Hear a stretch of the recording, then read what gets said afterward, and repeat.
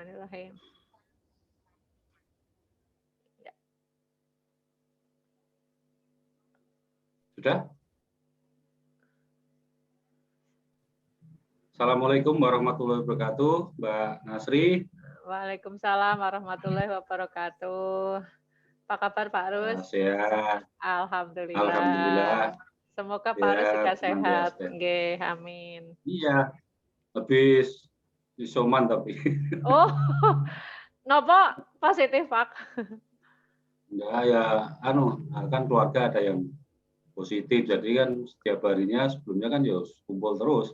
Oh. Akhirnya ikut isoman. Sehat lah semoga. Nggih. Ya. Teman-teman di sana juga sehat semua? Nggih, alhamdulillah. Alhamdulillah sehat, Pak. Iya, amin. Ya. Baik, Mbak Nasri. Nggih, Pak. Kita ini biarpun mundur ya karena situasi pandemi COVID-19 yang semakin meningkat di Jawa Tengah, khususnya di Kabupaten Cilacap juga sama dengan di Kabupaten Grobogan tempatnya Bapak ini, sehingga pelaksanaan pendampingan ke-6 itu tidak bisa dilaksanakan secara tatap muka. Sehingga kemarin ada informasi dari PPATK untuk dilaksanakan secara daring. Oke, siap. Baik, untuk mengawali ini,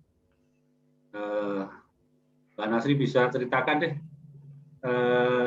kemajuan-kemajuan, capaian-capaian yang sudah dilaksanakan, yang sudah berhasil, mulai dari awal sampai saat ini.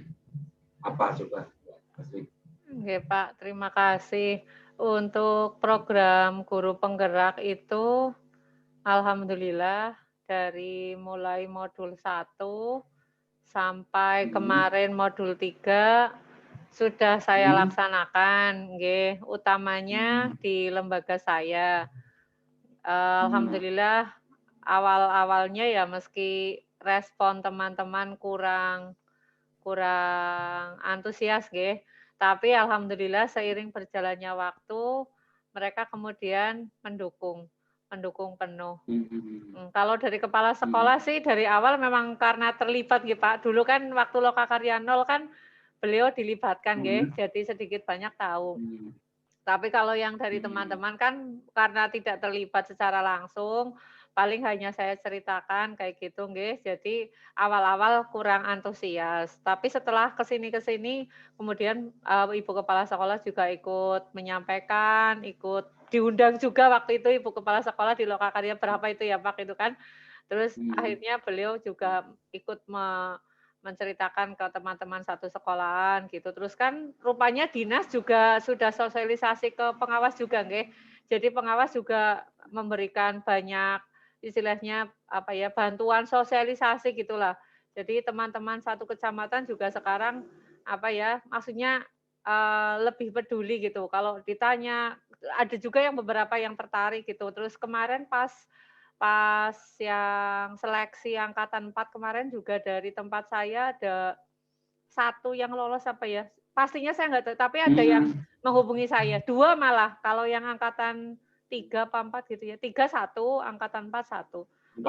Lolos seleksi maksudnya, nanti masuk ke tahap berikutnya gitu. Ya sempat menghubungi saya juga, tanya-tanya prosesnya, tanya-tanya apa gitu.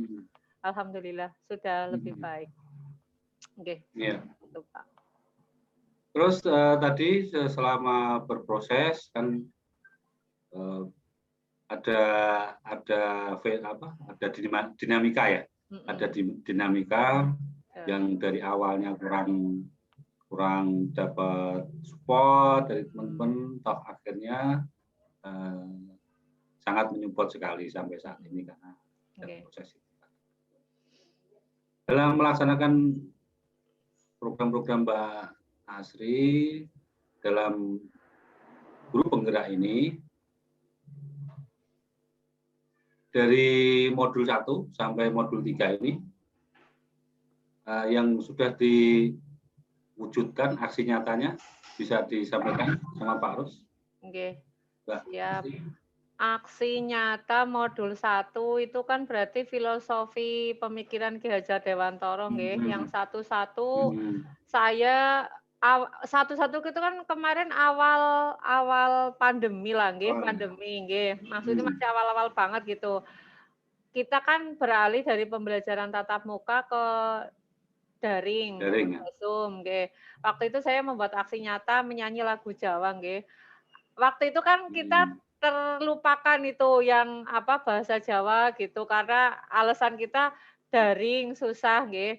Ternyata setelah dicoba menerapkan budaya lokal gitu nggih, yang sesuai dengan pemikiran Gajah Dewantara jalan juga. Cuma memang kalau moda daring itu kan kayak gini misalnya lewat Zoom, itu harus cari waktu yang sepakat dulu gitu sama wali murid nggih, biar sama-sama masuk.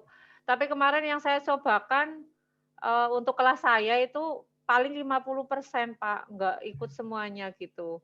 Jadi ketika saya Yang bisa ikut ya maksudnya? nggih, partisipannya hanya 50%, khusus untuk kelas yang saya ampu kayak gitu.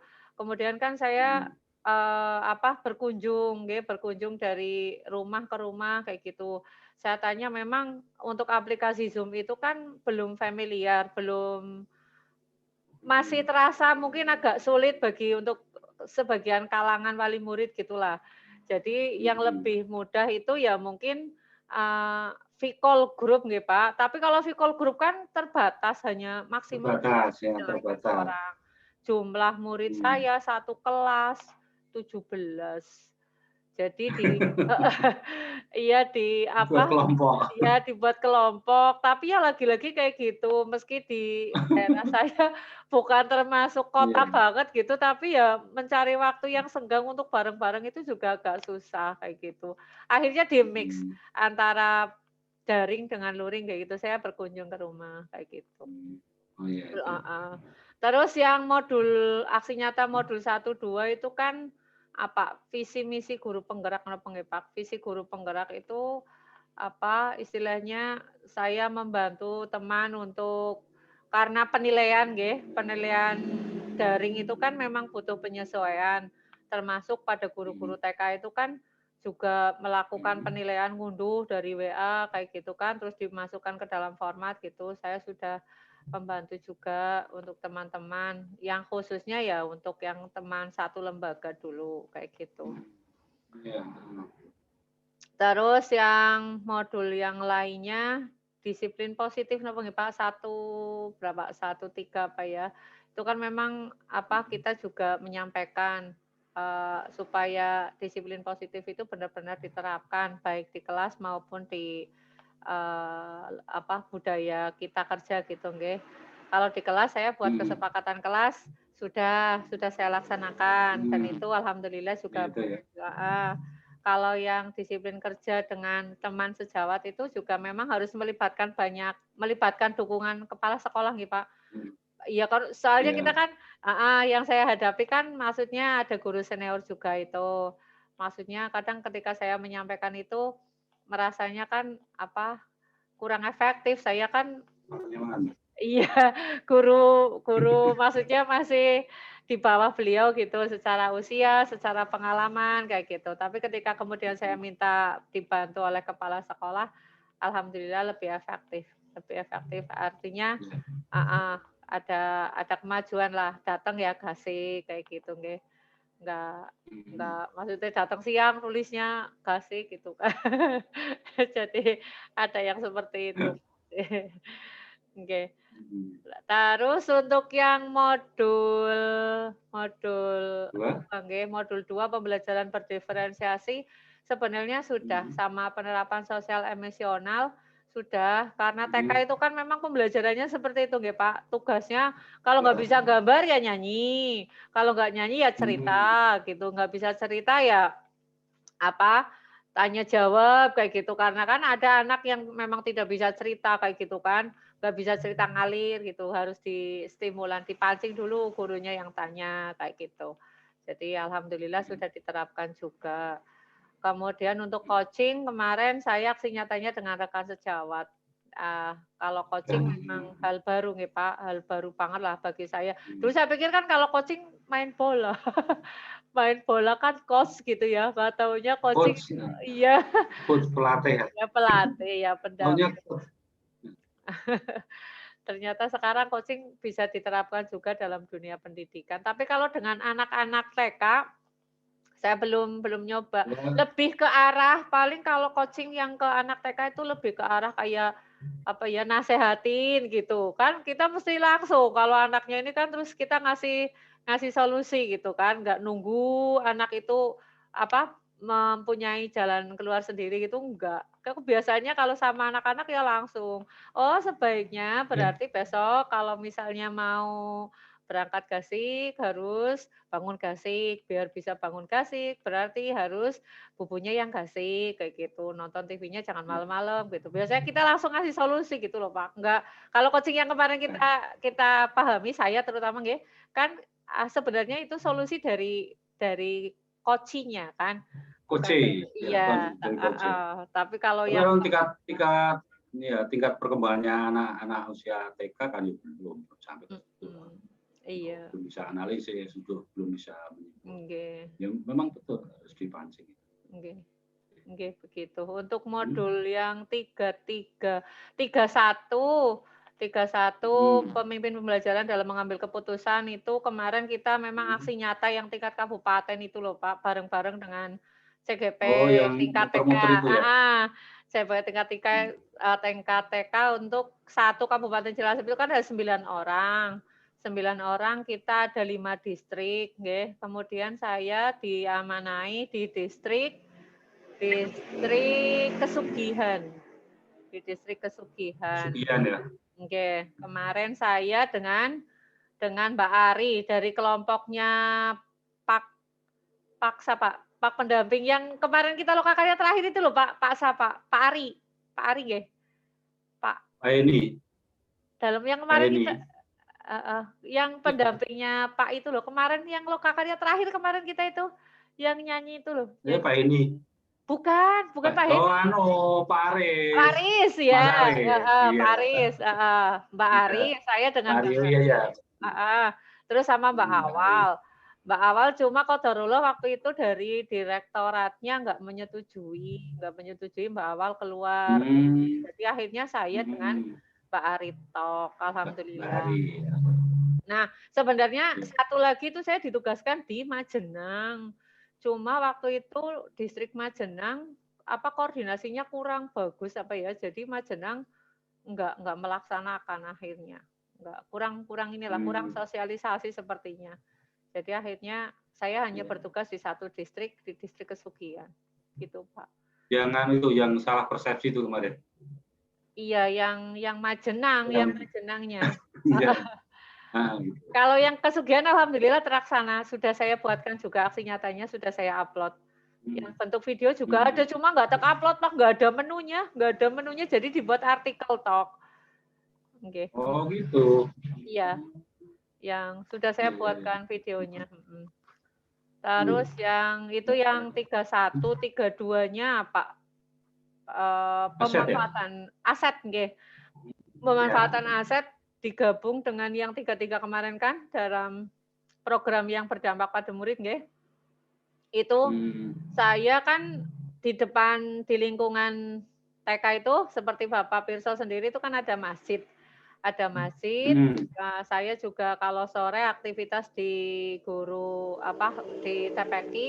Jadi sekalian saya buatkan program. Nah, itu programnya sebenarnya kemarin kan Ramadan penuh berkah kayak gitu nggih. Kemarin saya buatkan laporan aksi nyata nggih, laporan tugas aksi nyata.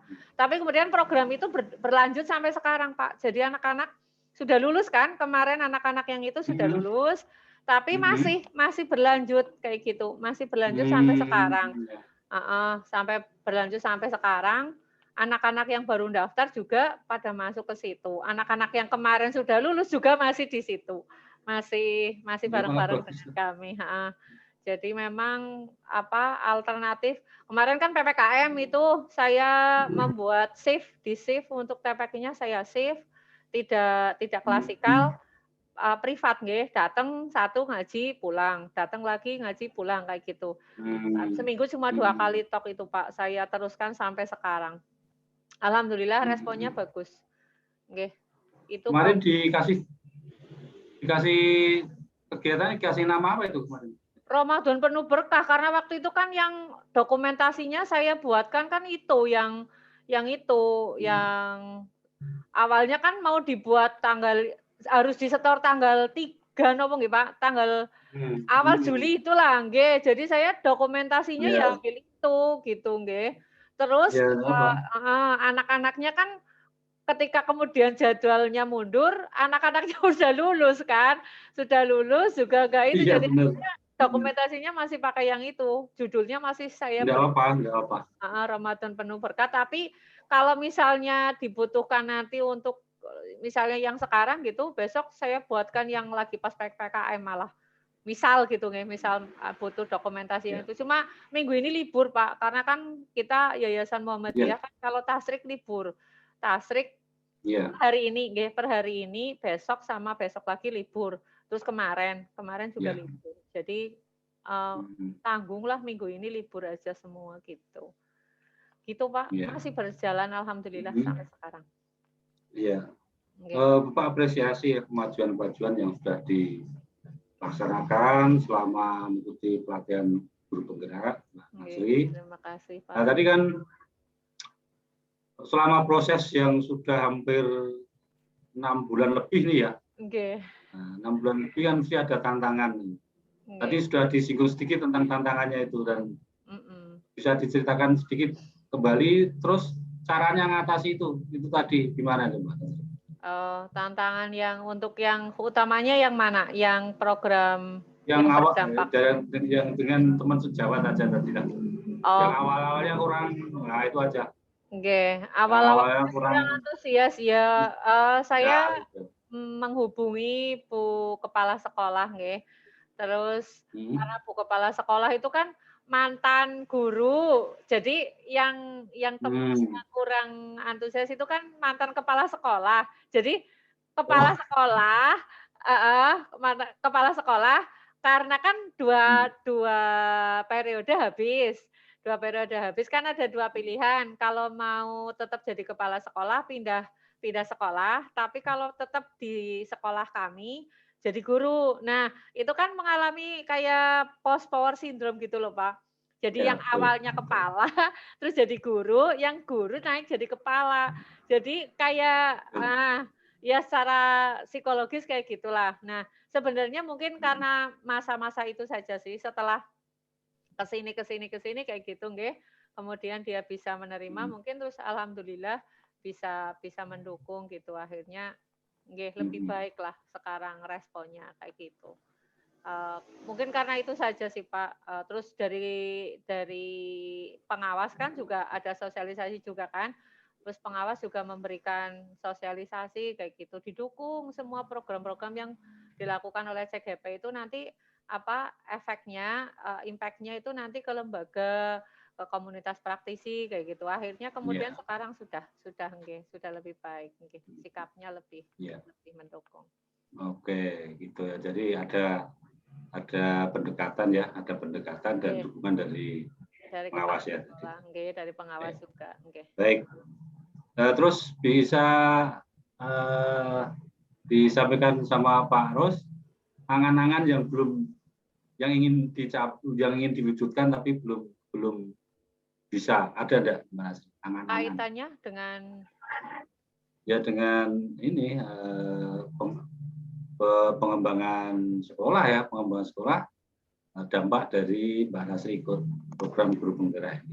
Iya, saya kepengen guru itu mempunyai semangat yang sama seperti yang semangat yang saya rasakan dengan teman-teman di guru penggerak. Kayaknya jika semua guru memahami betapa pentingnya anak-anak belajar dengan merdeka gitu nggih.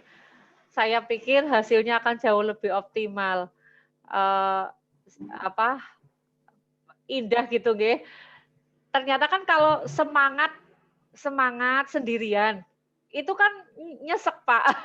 Menurut saya semangat tapi sendirian, teman-teman susah gitu kan. Bagaimana membuat orang lain semangat gitu kan, susah gitu. Ternyata menularkan semangat kepada teman-teman itu juga butuh perjuangan, butuh cara nggih, butuh apa ya istilahnya, oh ternyata betul.